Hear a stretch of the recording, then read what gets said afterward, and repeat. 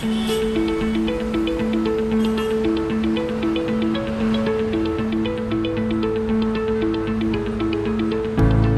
this is Jason Evert, and this is something to think about. I was recently able to write a book on St. John Paul II, a biography of him. And as I was researching the book, I got to interview different people who knew the Holy Father well. And I remember speaking to one of them, and they had mentioned that when John Paul II came to America in the late 1990s to visit Baltimore, the Vatican sends a group of people to get everything ready for the Pope's visit. And so the priest who was in charge of the preparations was a man named Father Roberto Tucci. And as he was getting arrangements ready for the Holy Father at the bishop's residence, he was walking down the hallway, and he noticed the hallway was long and had different doors all the way along that looked the same. One of the doors opened to a chapel with the Blessed Sacrament. Now, he told the priest there at the bishop's residence, now, when the Holy Father comes here, make sure this door is closed. We can't let the Pope know the Blessed Sacrament is here.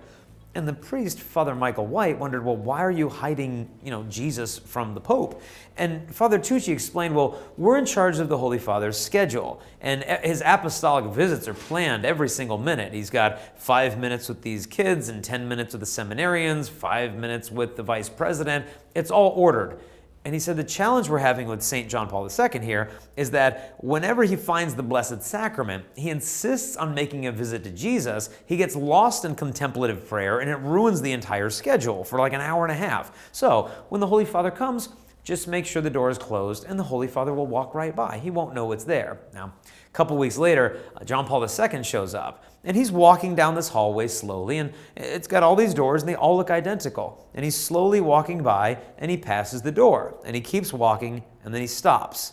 He turns around, he looks at the door, and then he looks over at Father Tucci, and he shook his head and wagged his finger at him, turned around, opened the door, and went right into Jesus. Now, Father Michael White was watching this, and he said there's no way he could have known. He's never been here before, but he sensed our Lord's presence. And if you think that was a coincidence, he said, he did the same thing the next day at the seminary across the street. The fact was, our Holy Father had a heart for the Blessed Sacrament, for our love, for our Lord in the Blessed Sacrament and the Eucharist. And so he told us, he said to the church, that please remember that in order to do, that is in the apostolic life, we first need to learn how to be, that is, in the sweet company of Jesus in adoration.